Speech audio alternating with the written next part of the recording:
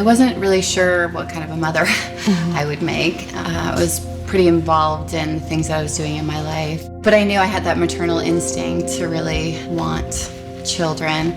Jamie, before he was hospitalized, he was incredible. I mean, he was, growing like any other child, and he was almost ahead of his brother, actually, Jack.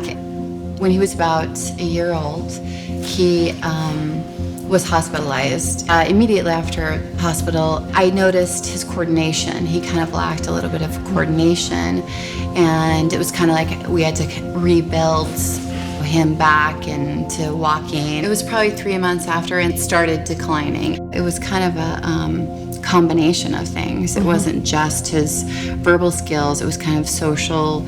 He kind of started going within himself, and he wasn't playful with Jack as much. He was looking out the window, he was making lunch, and I'm like, Jamie, let's go, let's eat lunch. And he just kept staring out the window. Picked him up. I'm like, Jamie. And he just looked right through me. And I'm like, Jamie, are you there? And I realized that for some reason he was gone. I knew that there was something really wrong. And so the first thing I did was go to my pediatrician. And he said to me, well, I think Jamie has autism. I looked at autism on the outside, and I looked at autism on the inside. A lot of people don't look at autism on the inside. And that's what I did. I think that, and that was his key to recovery, is I looked at his body internally and what could I do to shift the chemical imbalance or the imbalance in his body or his brain. I needed the right people behind me to do this, and I needed to find the right people. It was 4 years of really finding the right doctors and going. Who I got from the Autism Research Institute was Dr. Terry Grossman, and one of his specialties was chelation therapy. And so I went to him, and he started teaching me about chelating. We found another wonderful doctor, Dr. Luke Moss, in Santa Barbara, and that's when I found another chelating agent, and that's when we started on that particular chelating agent, and that's when we started to see the changes in him. It had been 3 years since I heard him speak, and it was amazing. I was in Santa Barbara, and I was getting dressed to go out that night, and I was changing, and I heard this voice, "What are you doing?"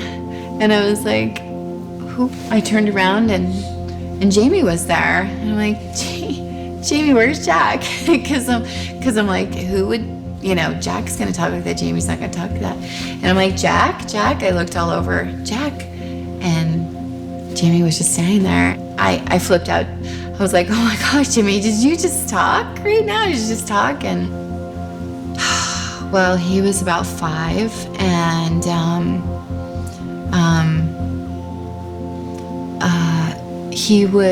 Jack and Jamie were walking out the door. Always, the biggest thing that I wanted to hear Jamie say was what he said. And Jack said, Mom, we're going across the street to Hayden and Kate's. They're friends across the street. Jamie turned around and looked at me right in the eyes and said, I love you, Mom. And that was it. Krista Vance is a natural storyteller who draws the reader into her life and the lives of her family. She shares her despair and vulnerability, fear and doubts, as well as affection and compassion. This story cannot help but inspire laughter, tears, and most of all, hope. Krista proves almost anything is possible. The access she provides to doctors, therapists, new technology, and approaches to nutrition will help guide people of all kinds through their own demanding journeys through life-altering conditions.